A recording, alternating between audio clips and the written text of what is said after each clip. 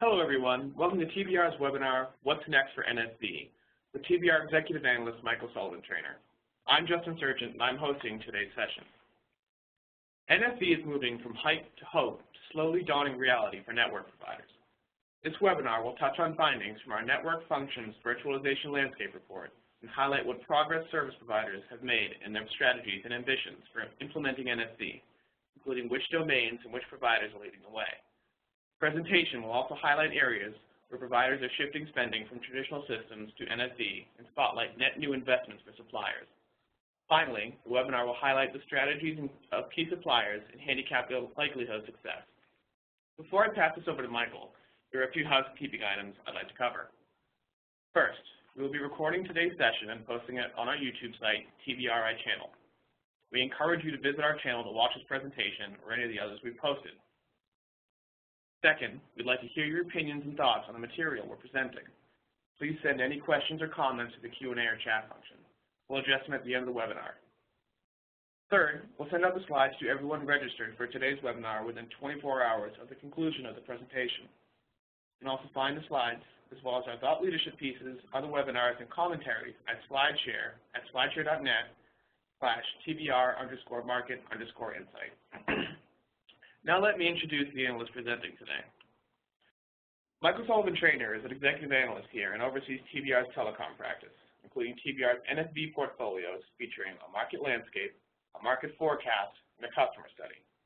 Michael also tracks capex, OPEX spending, and revenue trends, conducts in-depth custom studies, and completes webinars and thought leadership pieces based on his ongoing research. And with that, let me hand this over to Michael. Thanks, Justin, and welcome everybody. And it's the Sullivan in me that has to say Happy St. Patrick's Day to everybody as well. Thank you for joining this webinar on what's next for NFV. In this webinar, we'll be covering what the current and future vision of the software-mediated telco looks like, which in our understanding is where NFV and SDN is ultimately headed to create a virtualized software-mediated telco. So we'll speak to what that looks like, what that's about, what's driving that. Then we're going to look at the Tier 1 architectures. We see several of the Tier 1s begin to articulate and even begin to contract for some core platforms and services to deliver an initial set of platforms for NFV SDN aligned with an overarching architecture for their entire network, which is a major new development which we are able to document now. Then we're going to look at the fact that NFV is on the road to go commercial. A few contracts, a number of RFPs, and a number of POCs. So we'll highlight the 25 large suppliers where they're standing in some of that activity, as well as mention there are another 50 or so small suppliers and startups that are also participating in this business. So it's definitely a growing ecosystem. And finally, we'll conclude the presentation with a discussion of some of the problems and the obstacles and possible solutions that are yet to be faced in the continued progress that service providers are making and suppliers are making towards making a software-mediated telco a reality. So let's get started. First, we're going to start with the vision of the software-mediated telco, which is emerging. This is primarily an evolution from an infrastructure, as we all know, that is highly siloed, service delivery and service creation time dependent on a long process of creating a set of services within a silo and then integrating within the greater network. This is no longer a sustainable model. It's a model that is being transformed, for lack of a better analogy, to a web scale or cloud-like infrastructure where we can implement instances of services on demand. That's the large vision that most of the operators are now taking on board, simply because it is not cost-effective to continue to do implement the network and implement services in the old way. In fact, we had some evidence of that as recently as Mobile World Congress, where many of us had the opportunity to spend time with Enrique Blanco, the Telefonica CTO, who made no bones about it and said he believes this business will not continue if they do not take the opportunity, the window of opportunity that's in front of them to begin the transformation of their infrastructure to a software-mediated infrastructure. The reason he says they won't survive as a business is because the margin pressure that's occurring from the cost of supplying the infrastructure to ever-growing data capacity versus the revenue that they're achieving from that will, in time, make it unsustainable for them to continue the investments. This is a window where we're not seeing that level of crisis perhaps for operators today, but in a few short years we will be. So the understanding among the operator community is changing over the infrastructure to a much more responsive, efficient, and yes, low-cost infrastructure to maintain the capacity goals is what they must do if they're going to survive in their business model. And that's echoed by a number of different operators. So we also see here AT&T being a advocate, stating the goal of 75% of their target network, as specified by Domain 2.0 architecture, which is most of their network, will be software mediated by 2020. So this is the kind of aggressive goals. We'll talk more about both of these benchmark operators as we get deeper into the presentation.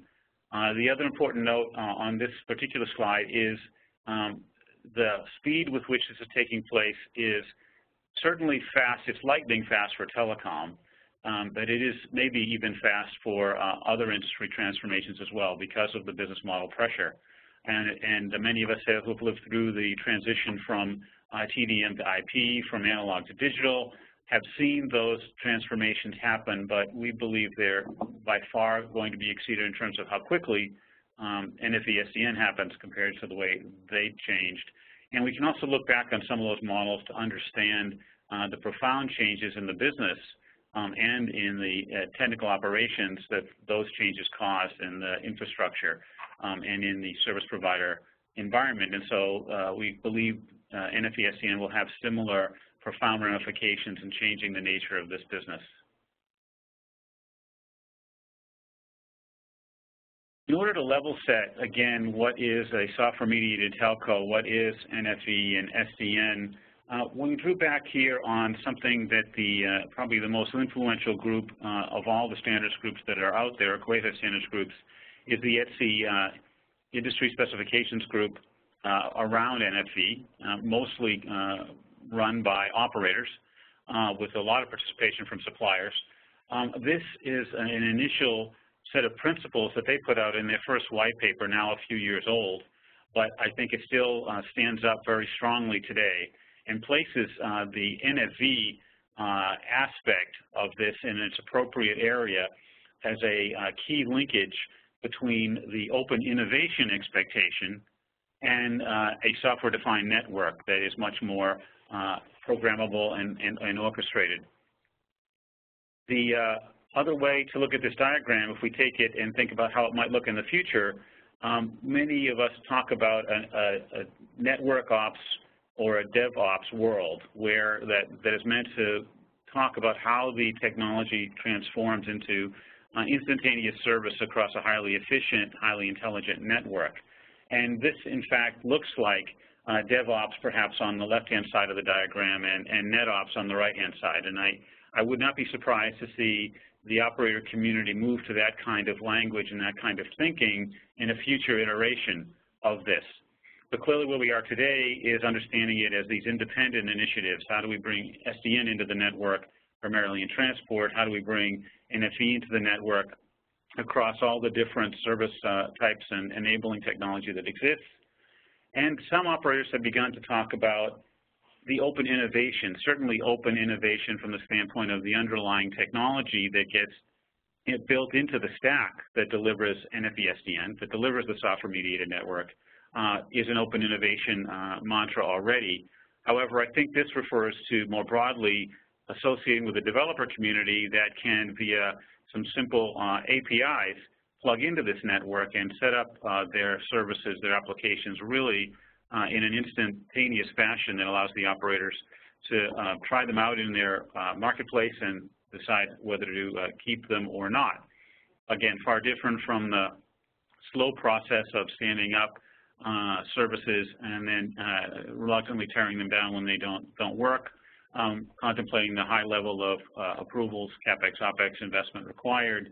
And so bottom line, besides the technical pieces, which we're going to talk about in a minute, a changing relationship to a developer community, a changing relationship as an enabler of an ecosystem of services.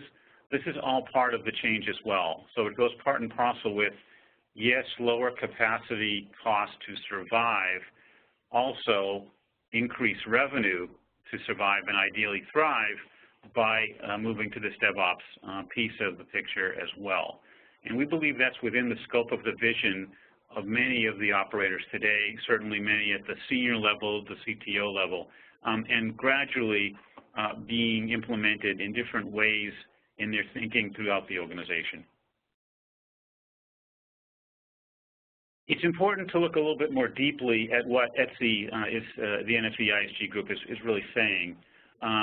They've not only, in their initial white paper, set the principles and set many of the proof of concepts in place for initial technical definition of the domains for NFV and SDN.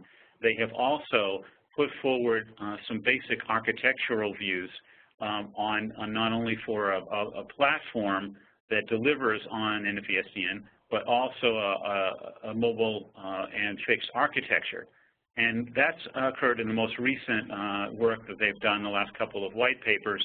This particular diagram is drawn from their second white paper, and pretty standard stuff for those of us following NFV, understanding that it really can be componentized into the compute, storage, networking, resource part that is largely going to be delivered via an SDN set of solutions with the virtualization layer, and then the collection of virtual network functions on top of that, all very well managed by a end-to-end virtual environment manager, a virtual infrastructure manager, and tightly orchestrated by a similar orchestration and automation implementation that will be working across the domains, within the domains, and ideally plugging into a much more virtualization-friendly OSS BSS. And this points out that the OSS BSS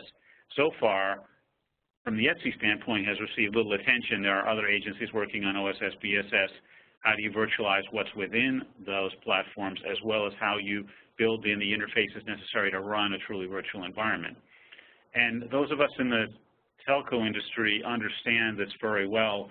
Those of us in the IT and cloud business may understand this a little bit differently, understand that a number of these things, this virtualization, the orchestration, the automation, these attributes have certainly been in operation in cloud and internet-based companies for some time. However, those instances have really lacked deep integration with the complexity of the network at high scale across the different ways network transport will be needs to be delivered, the latency of applications required, a number of things. So this truly is a merger of a sensibility around the telco infrastructure and a sensibility around the IT infrastructure and the cloud infrastructure. So we are creating what I contend to be, we're not creating simply a telco cloud.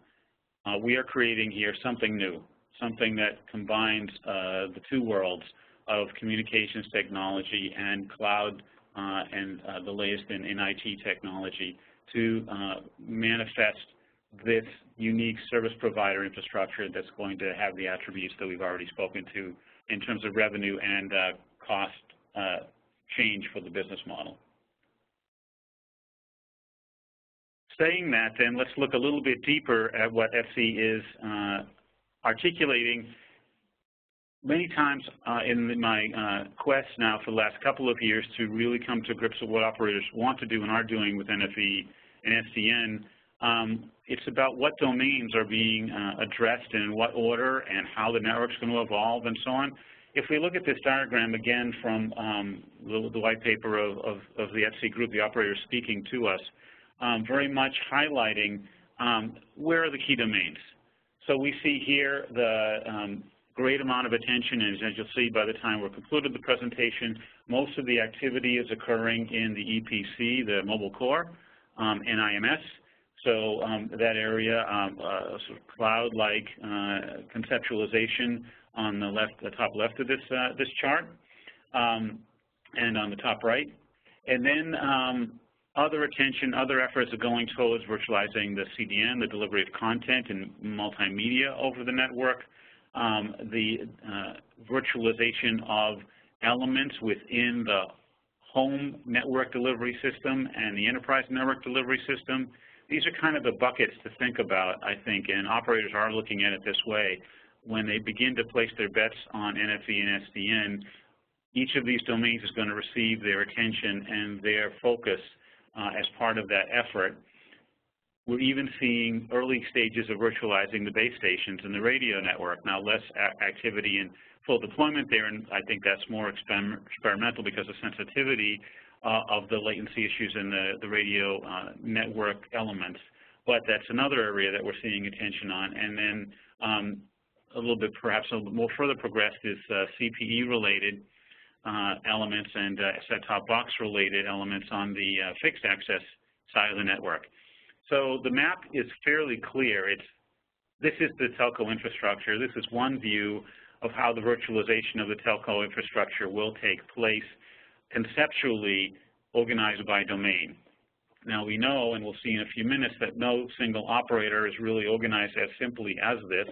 There's a great deal more complexity and a great deal more variance operator-operator, which is a challenge because we don't necessarily want an industry where each instance of NFV SDN is a custom solution. In fact, we want to have more standardization and more scalability in the solution to make it easier to deploy and more monetizable by the ecosystem as well.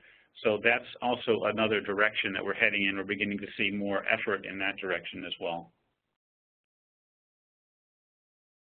So let's look a little bit at what Tier 1s are doing and saying with these concepts that have been piloted by ETSI. I would say what happened is in the past year, one Mobile World Congress to another, some of the ETSI principles were beginning to be documented. The POCs were underway. We were in our real first year of significant implementation of NFV SDN concepts. But really, the operators weren't yet putting very heavy stakes in the ground. Now they've started to do so. That, I would say, if there was a phrase to say 2015, NFV SDN is getting real, if not yet at scale. Certainly at implementations that can be seen to be contractual commercial deployments that are going to lead to scaling. A key implementation point then is any good CTO knows you need an architecture if you're going to transform your infrastructure, especially if you're doing it across a number of domains simultaneously. How does it all move together in a unified architecture? So we're getting a view of a unified architecture. One of the first ones that is actually got some commercial momentum to it, again going back to Telefonica. Telefonica has a project called Unica. Unica architecturally is a consolidation of independent instances of, or actually siloed deliveries of services, whether it be the mobile core or IMS and services on top of that, home services, enterprise services, in the 20 different countries that the entity Telefonica Group operates. The plan is to consolidate as much of that as possible into a handful of regional data centers, regional NFV-based, okay, I'll use the word cloud, but cloud-like or new telco-based cloud implementations that have a distinct ability to have a virtual view of the domains in each of those 20 operator environments. So you can imagine there is a consolidated data center for Europe, or a consolidated data center for Latin America, and perhaps a consolidated data center in some of the sub-regions because of the latency factors for certain areas of the platform. But basically going from 20 to a handful and change completely in the architecture. We're not replicating the same silos. We're replicating or creating a virtual platform of these. So what's the platform look like for a given domain? It is this depiction.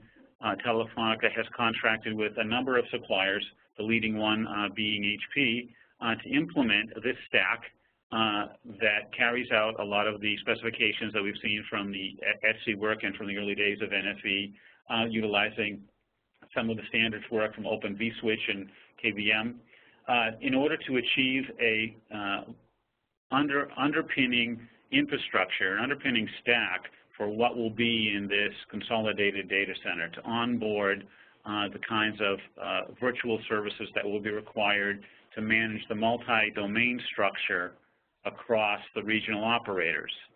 So the infrastructure ultimately goes through a massive simplification from a number of a number of control points, so centralized control points, and a breadth of virtualization of domains. The network physically doesn't necessarily get all that less complicated because we're doing this at several layers of the network. We're doing it in some very sophisticated consolidated data centers. So when we look at this, it's very important to understand both the complexity and the simplicity, I like to think about it, for NFV SDN. It is simplifying, and as we'll see in a minute, really flattening the architecture and providing a much more automated and orchestrated way to deliver services, so back to this goal of the efficiency and fast deployment of services. At the same time, it is complex because we're dealing with 20 operators in 20 countries with 20 different profiles of end users and a set of data and access points that all need to be managed and coordinated in a very smooth way. So that's why I say this is a great example of why it is so difficult or different, unique for the operator to carry this out, and why we all see as technologists a great opportunity to make something different happen in the environment than has happened previously.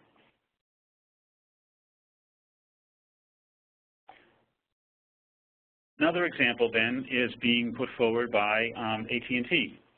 We have AT&T stating their domain 2.0 has evolved to something now calling user-defined network cloud. Essentially the same thing. I think AT&T is one of the first ones to try and talk about, well, what's the end user benefit of all this anyway? In that Telefonica case, more articulated was the benefit to the operator, i.e. survival and streamlining and speed to service, which, end of the day, is going to provide value for the end customer. AT&T, which has a very robust, not that Telefonica doesn't, but AT&T also has a very robust foundry of developer ecosystem relationships. It's already been developing across a number of categories. I foresee the user-defined network cloud as taking that a step further, making it easier for developers to come into the network and implement. So AT&T is very much moving alongside the idea that the end result of new open network of applications quickly delivered into the network to the customer is key here. So they've outlined principles. The principles here look very similar to the Etsy principles, and that's a good thing. So they're using the word elastic network capabilities, the same idea of the flexibility, the on-demand, the ability to move the resource to where it's needed, a lot of the cloud infrastructure concepts. The NFV is here, a master infrastructure that has a number of platforms in a consolidated architecture that's delivering to the endpoints. And the other key elements of SDN is supported by SDN and the transport to make that as efficient as possible and as fast response as possible to the orchestrator with the applications, and so on. All that's interesting. When I hear the executive speak, however, except for the occasional statements like 75% of network of domain 2.0, or in this case, user-defined network cloud, will be NFV SDN or software mediated, then they come back to the statements such as this one John Stevens made to the financial community about the fact that it's all about reducing cycle time. He's not articulating or creating an expectation to the investor community that there's going to be an enormous amount of cost savings good thing for CFO to have control over. And he's also not necessarily naming a great drive of new revenue. So this is just a highlight on the financial positioning of the operator to understand that they're notifying the financial community and the suppliers that they're going through a transformation. They do expect to gain some cost and revenue benefits from the transformation, but in the short term, it's going to be incremental steps and incremental value, such as reducing the cycle time to deliver a service, which is John Stevens' point here. And I think those of us working in this business have to understand that those incremental values are very important to put as part of our use cases for NFV. It makes it an easier win up front, and it makes it a building block that they and the operator can build on, can take on from to build out the value, to continue the justification, to carry out the proving of the risk that a company like AT&T or Telefonica is taking to move to this new architecture. So we see here the idea that while it's risky to do what is contemplated here, finding ways to look for easy wins to mitigate the risk is a key part of this as well. And so the operators are saying several things here. They're saying we have a vision for our future. We're articulating it. We're asking you, the vendor community, and us to join together to carry it out.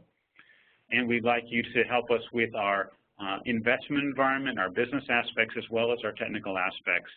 And so this is all on the table when it comes to NFV.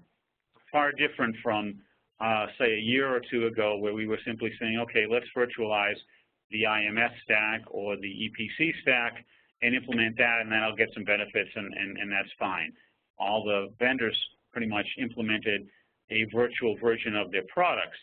But taking that next step to associate that with a platform that is more of a standards platform within an operator that can be then used in a multi-layered architecture the way Telefonica AT&T wants it to be done, that's a whole other ballgame.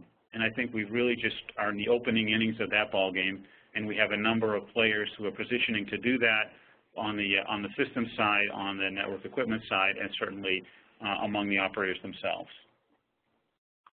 The last example I have here, and there are more than just these three architectures and instances out there.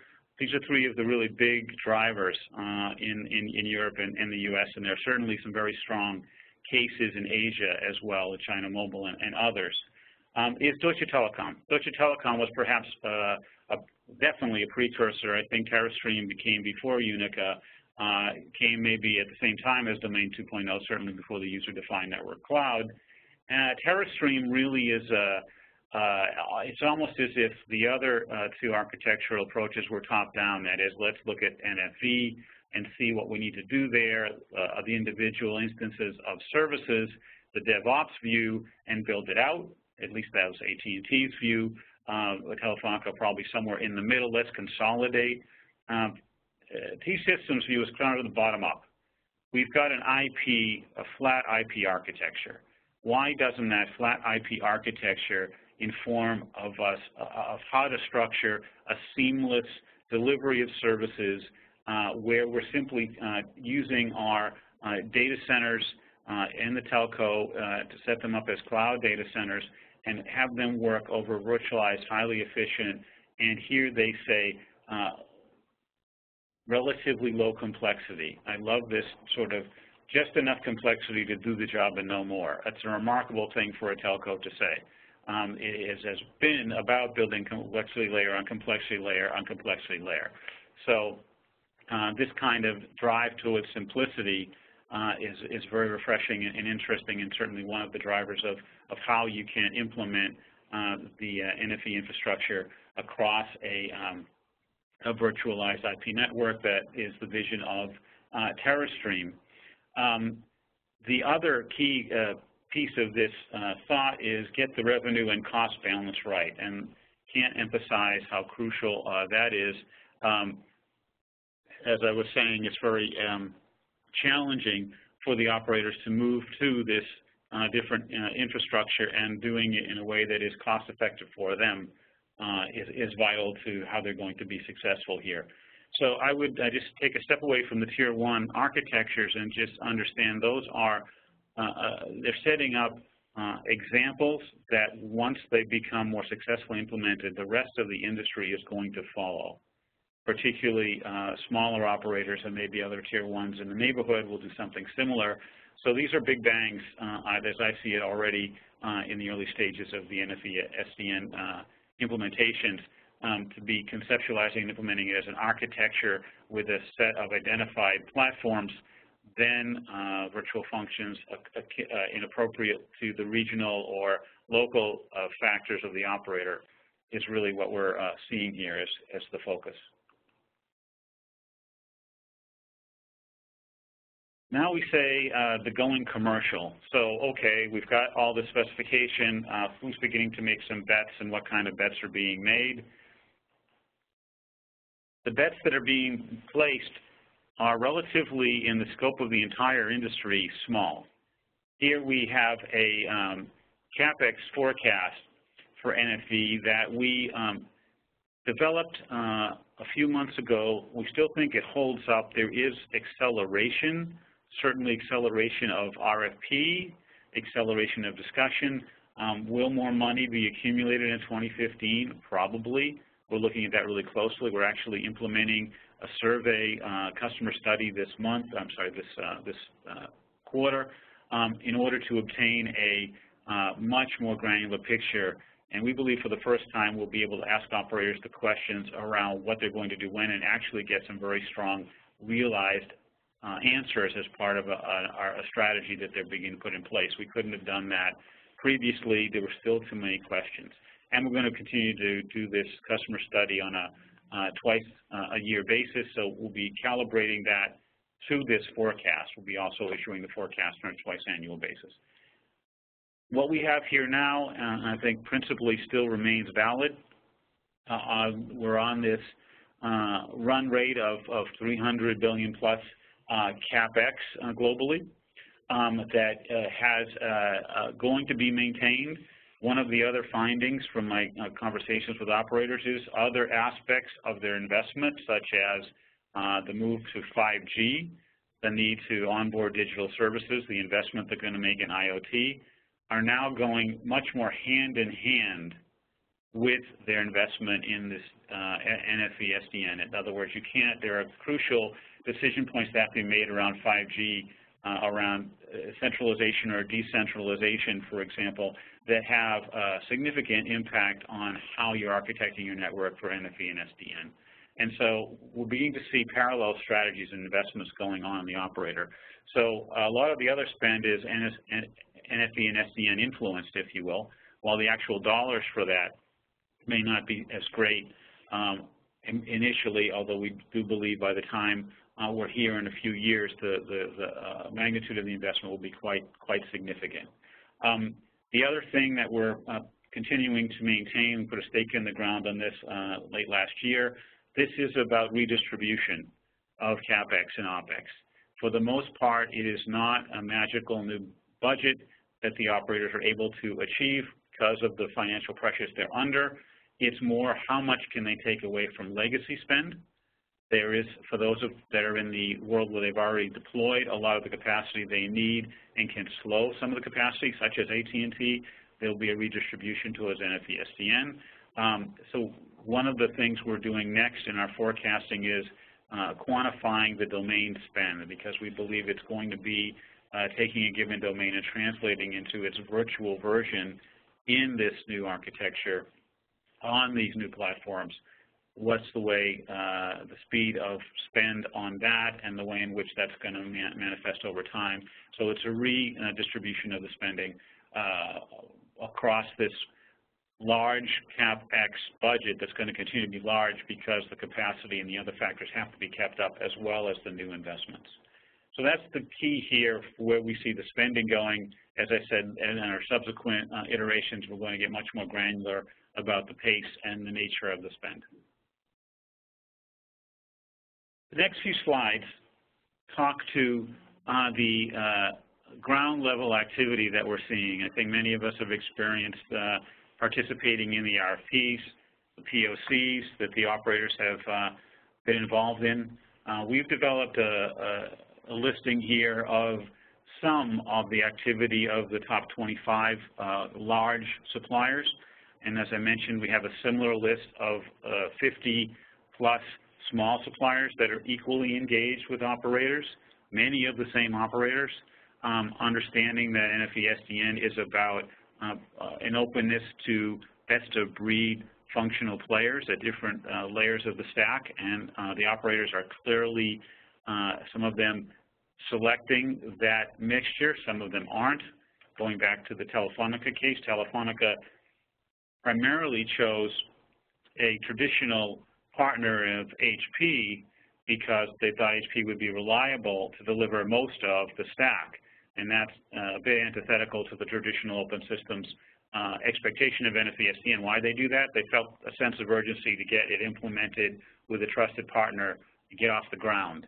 After they've got something working, and they fully expect to get something working this year, they're going to look at the ability to onboard best-of-breed partners, maybe swap things in and out, definitely add things to the layers. As you can see here, from the number of players in that have the attribute of unica as the architecture associated with them, they're playing and have a number of players in their labs, in POCs, in their existing legacy infrastructure, who are fully expected to participate in the unica project as well.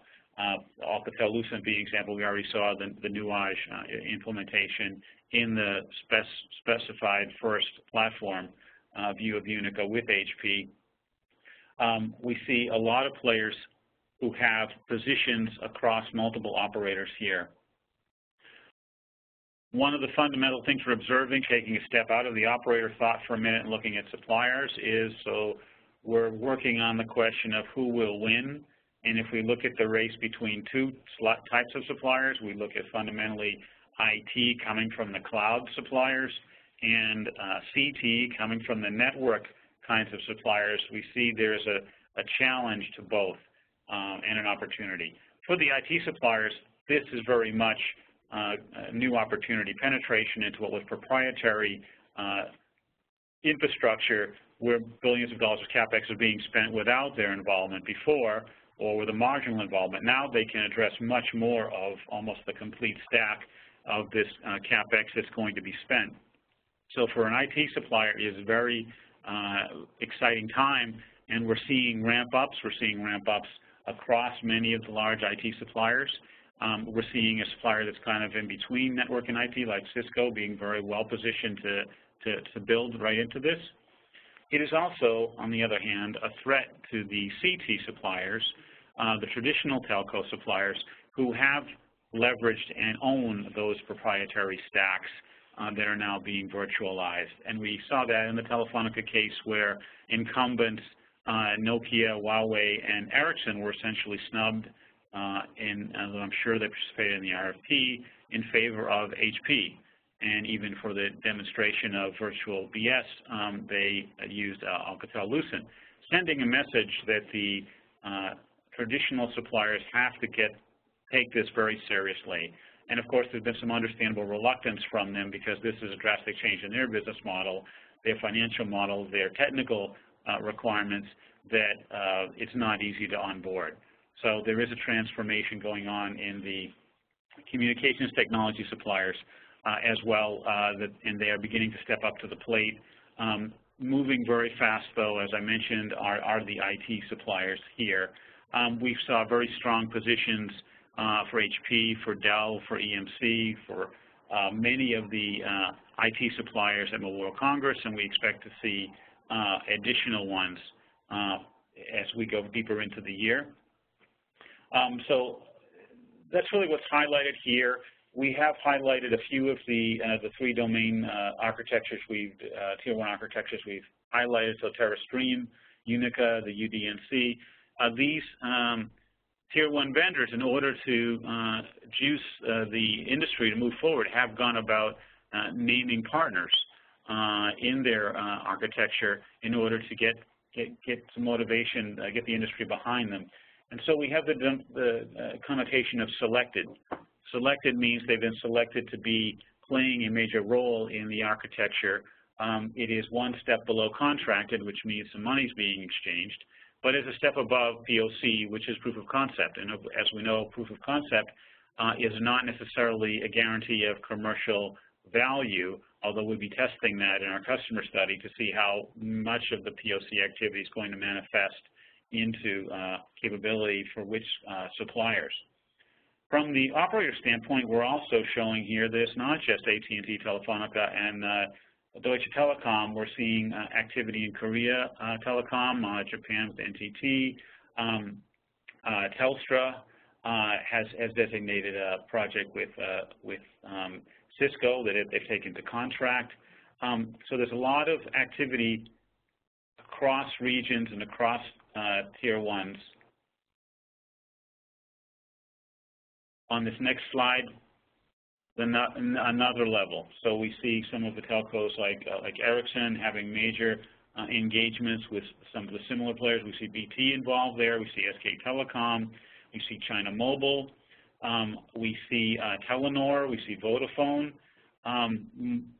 You could name any large operator and find you would have a significant set of engagement, if not yet in a full-fledged architecture.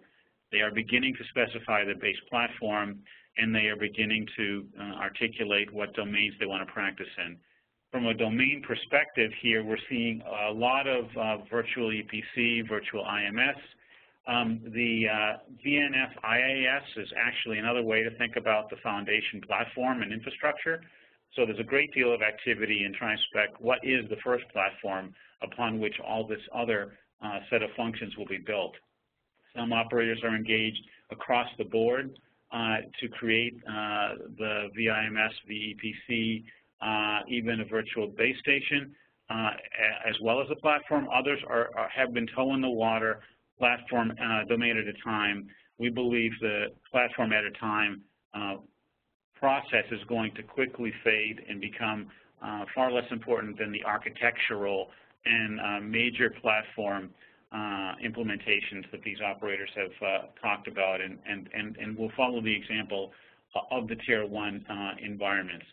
So here we see other players too on the network side, Juniper and Nokia, Red Hat, and earlier on I had a highlight. I just skip back and just early winner. I don't really want to name winners yet, but we do see if we just take the the Tier 1 architectures as a guide, Ericsson is front position for the transformation at AT&T, and HP is front position for the transformation at Telefonica. That says quite a bit. I think it is driven by a sense of picking a known, reliable partner that does have proven capability to deliver on particularly the system integration piece of this. A lot of consulting and hand-holding is required. So this picking of major overarching partners is an important element that we're seeing in the early stages as well, and I think that will continue to manifest simply because of the uniqueness of trying to bring this into the environment. Operators are going to need help from a trusted partner. So there's the opportunity for, as we can see, it can be an IT player that's non-incumbent, or it can be an incumbent. So these kinds of choices around some Tier 1 segmentation versus other ways to do this is what we'll be further exploring in our customer study, but what we're already seeing signs of. Okay, so we're heading towards the final piece of what I want to share with you today, and then we can have some discussions and questions, called Solving the Problems, Navigating the Obstacles. So if we have a set of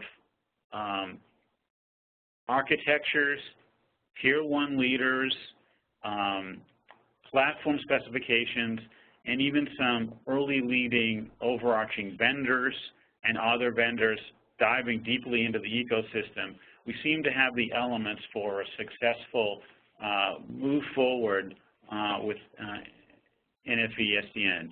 The only problem is, are there many standards? Is there a one way to get this done, or are we going to have instances of different architectures, instances of different platforms, instances of different supplier deliveries. If we do, I would say the operators would, and I would consider that we have failed in what this mission is about. This is not about recreating a lot of proprietary protection zones within operators and having to deal with the expense the operators will have to take to mediate between them. That will become a far less valuable and less efficient result. So we do have a number of de facto standards groups in operation. I wanted to highlight here this notion of one standard or one platform to rule them all. The OP NFV is the first one coming out with a bit of a unique goal of creating software iterations that are going to incorporate what has been specified by OpenStack, by Open Daylight, by KVM, by Open vSwitch, by a number of the other standards groups working independently. And I think this is critical. We're days away, I think, from Open NFV coming up with their first software release. We'll see if, in fact, that does carry out the promise of the organization. Many of us on the vendor community and many operators are members of these organizations, so we've clearly got standards momentum occurring as well.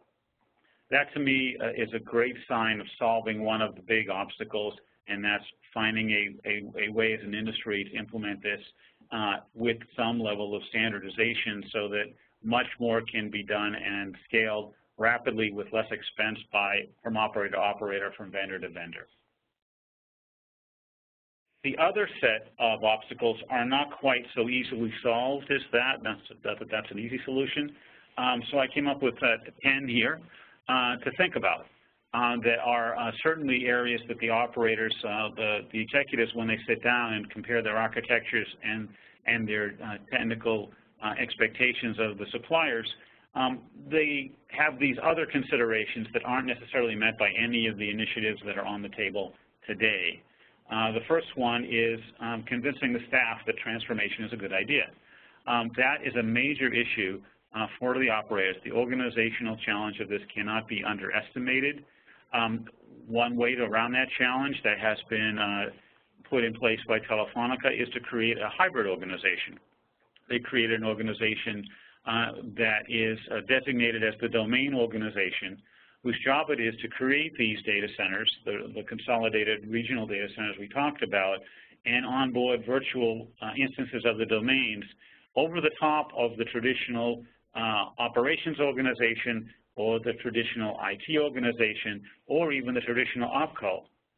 It's domains relevant to the consolidated infrastructure and then interface to the OpCo or to these other organizations. That is one way to do it. It might be the expedient way to do it, and we might see other operators follow in that path. Those that feel that they can't wait, time to take a risk, all these elements will be willing to create hybrid organizations for a sort of a third architecture that's going to overlay existing. And of course, what will happen is over time, that organization will begin to supplant the other organization as legacy solutions are retired, and individuals that are responsible for operating or managing or working with those will be retrained, repositioned, or not. That I expect to happen. I also see a door open for some managed services to come in and solve this problem, because some operators will not be able to create that third organization. May very well turn to a vendor supplier and say, you be that third organization until I'm ready. It's a new version of build, operate, transfer into the marketplace that we expect to occur here. So obstacle number one is clearly a major obstacle, and solutioning it as we get rolling into scale is very important. Scaling the processes with the network complexity, I think I already referred to that. We're not talking about simply recreating a cloud infrastructure that's going to magically solve the complexity of the telco network. It will do that to some degree, but there are many other considerations that are not yet built into the typical cloud infrastructure that will need to be thought through for NFV-SDN. The business models that are being aligned here are going to be around software. They're going to be license-based or transactions-based. And I haven't yet actually met an operator or a supplier that fully understands or knows what this is going to look like. We're borrowing from legacy view of a software model. We're borrowing from what has been learned on how to have a software business model from the cloud. We have to weigh that against the traditional heavy support models that the operators are used to having from their suppliers. All that is going to have a radical transformation as part of this. So there's a parallel work on the procurement side in the model of taking care of this. The easiest solution, as I think was done with Telefonica, is simply develop a meta project model. So the prime contractor has paid for the services, consulting, the different licenses, and all the components, but more as a single partnership, really, between the supplier and the operator, so it's much less about the granularity of some of the traditional business agreements that we're used to. But when you bring in third-party suppliers, you bring in traditional suppliers into a mixed stack, everybody's going to get paid for their piece of the software or their virtual instance that they're responsible for, or their hardware cycle, or their integration. That is a very complex business issue that still needs to be worked out. I believe that will be worked out, but it hasn't been done yet. I highlight here realistic hardware expectations, indicating that some operators believe bare metal and far smaller scale of servers and routers and switches is required in this environment. I think some of them will have a rude awakening of what you really need to have there to protect the latency issues and have the capacity you need. What kind of hardware, how we had in the Telefonica case, they chose x86 boxes naturally, I suppose. However, they added some customization with HP on those x86 boxes in order to deliver the kind of reliability, the telco grade capabilities that they want. So that certainly isn't simply taking a shelf off the rack and implementing it. It requires something unique for the telco on the hardware side, and that's underestimated a bit, I think. Back office transformation, I mentioned OSS BSS efforts going on there in parallel, but not necessarily integrated with, and I believe that's probably going to be happening as a secondary effect after we get the initial infrastructure in place. Real return on investment, we have to really understand the benefits. That's what I was talking about, like reduced cycle time is a very clear measurable benefit that ought to be brought into the argument for use case rather than trying to have a more grand expectation. Mentioned the DevOps NetOps model, so I won't belabor that one, except it's a big psychology change in the operator. Ultimately, microservices is really where we want to get to. This is a concept out of the cloud world where we're not just talking a single instance of a single service, we're talking components of individual services being mixed and matched to deliver a unique capability to the end customer. So a microservice lives in an environment of virtual services and is another level of complexity above the traditional virtualization of the infrastructure we're talking about. So I expect microservices will be an endpoint that we get to when we get more full-fledged DevOps, NetOps models towards the end of our journey here. I might be wrong. Maybe it will come sooner. Maybe there will be instances of it sooner. And I think if it is, that's great. That will just point the industry in a more advanced direction faster. Biggest issue is none of this can happen fast enough for the operators. So transforming quickly, how do you turn a tank or an oil tanker size operation quickly? Very difficult, but that's the mission in front of the industry. And last but far from least is the revenue models. Very little attention into the revenue models for what does the user get out of it, besides faster service provisioning on a service they're already used to getting, so they get saved the pain of waiting 30 days, they wait a week, which is better, but far from the scale of value we want to give to the end customer and the value we'll get from monetization. So that's what I wanted to share with you today. In the last few minutes, I'd like to close the presentation and take any questions. All right, so questions, send them into the Q&A function. Excuse me. The first question, is NFV relevant to telcos only or also to enterprise datacom networks as well? Yes, it is relevant to enterprise networks. The same virtualization of communication functions happens there. I think it's already more automatic, I hesitate to use the word automatic, more likely that you can virtualize the communications functions in an enterprise on a cloud infrastructure, as many enterprises are ahead of implementing cloud infrastructure. So it's a similar conceptual move. Level of complexity, except in the very large enterprises, is far different, but conceptually and a lot of the technical aspects are very, very much the same.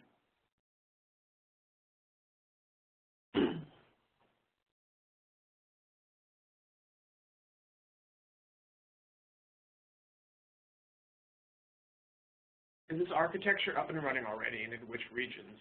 And do we know which manufacturer they're relying on? If you're speaking about Telefonica, they have a roadmap of implementing the platform and aspects of the architecture this year, and it is HP. It's everybody in that stack I showed you. That's the one that is the clearest. I think there are elements of TerraStream and elements of the user-defined network cloud that are in place. Those are some of the ones that we've been able to document. There are a few others, but as you can see, there are limited contracts.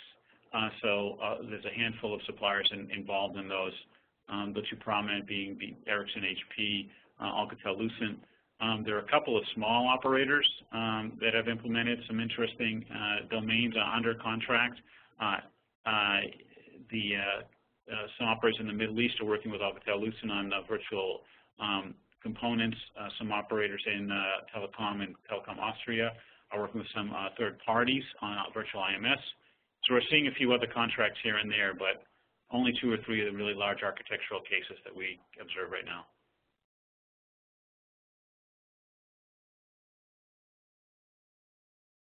Your capex shows practically no impact on capex due to NFV. Where is the money going to come from for NFV? What will be the impact on OPEX? Yes, it's an impact on OPEX and CAPEX. Practically no impact is a reality right now, and there will be a impact over time and probably an accelerated impact on the CAPEX.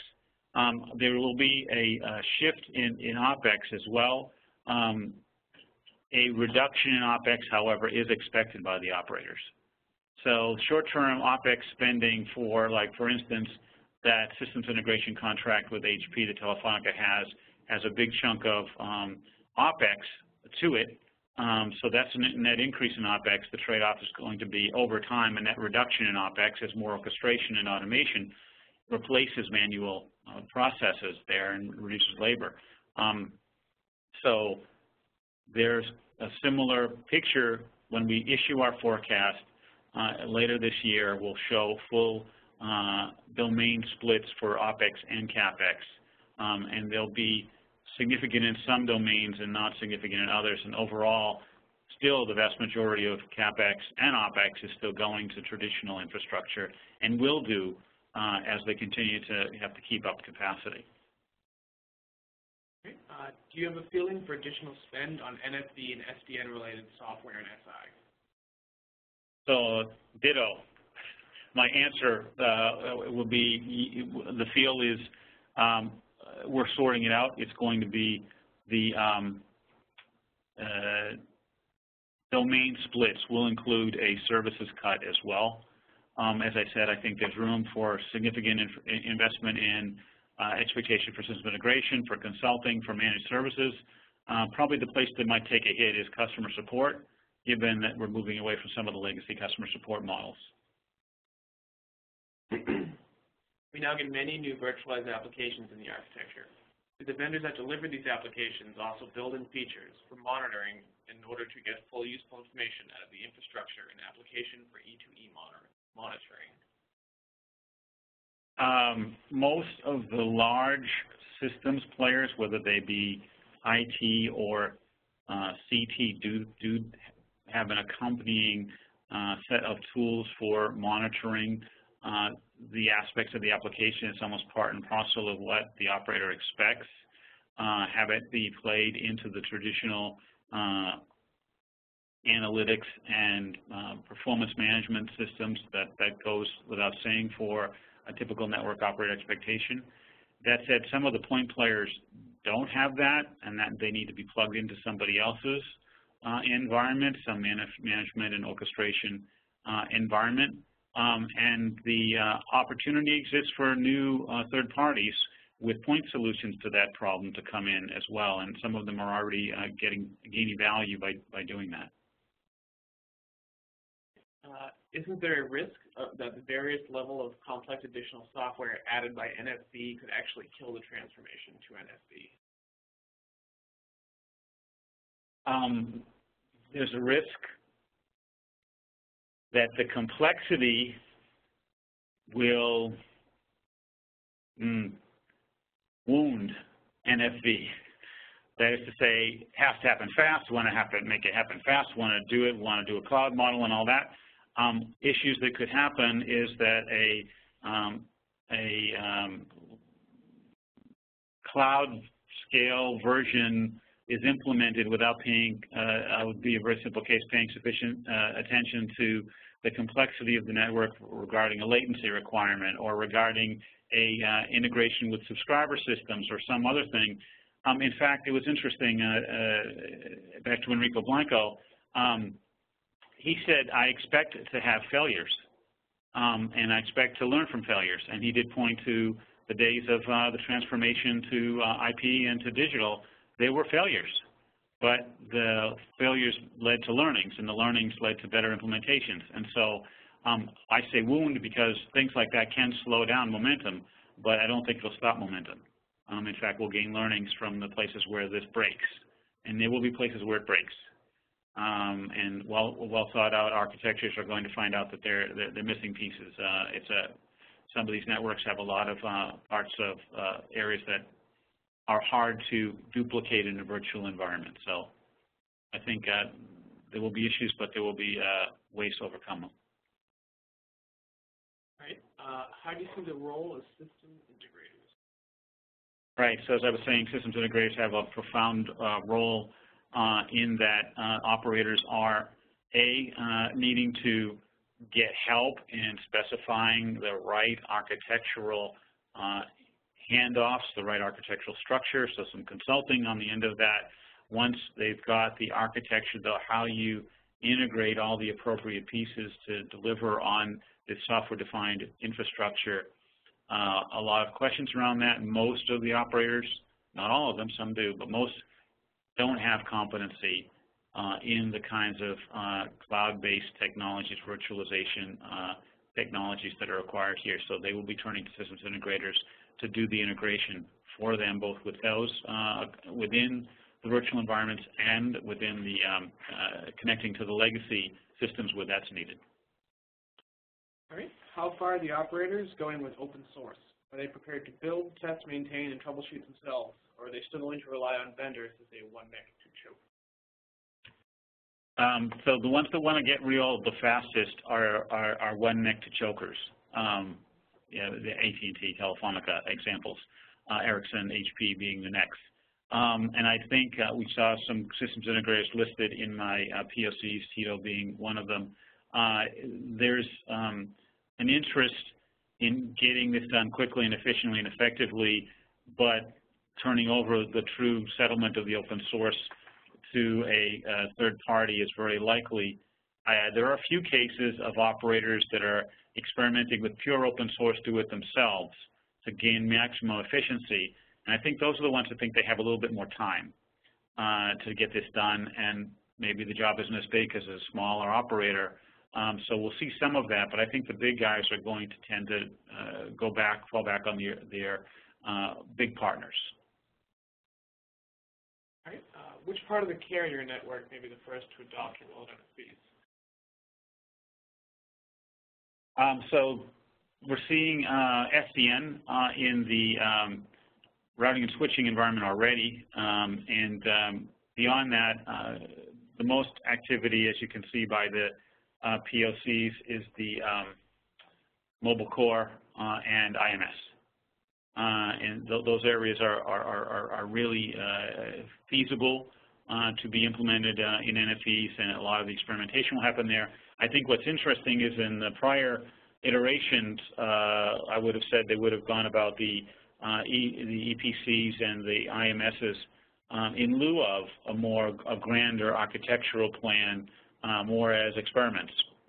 And I think those are what a lot of POCs represent. But the more savvy operators are saying, well, that's interesting, but it's not going to do much for me unless I can plug it into a complete network. So they're looking at doing these as early experiments on a common platform that they're implementing in a more broad architectural view. All right, I think we've got time for one last question here. Do you see customers evaluating the use of hardware architectures from the Open Compute project for NFV deployment? They are. I think it's along with a lot of the other open iterations. The question kind of goes back, answer kind of goes back to the previous question. The trade-off between do these solutions provide the kind of reliability that they require at the cost efficiency they expect, and then how quickly can they be truly efficiently implemented to solve this issue. And the speed factor and the pressure is coming in such that they have to prove themselves quickly in order for operators to take the risk on OCP and other iterations. All right, and that's all we have time for today. Thank you, Michael, and thank you, everyone, for your questions. You can follow Michael and TBR on the Twitter handles listed at the end of the slides here. And please check out our pages on SlideShare and YouTube as well. Additionally, before you sign off, we'd like to ask you to take a brief survey about today's webinar. As we research the performance of technology companies, we're also studying how we're helping our clients, and your feedback would be greatly appreciated. Thanks again for attending, and hopefully we'll see you next quarter.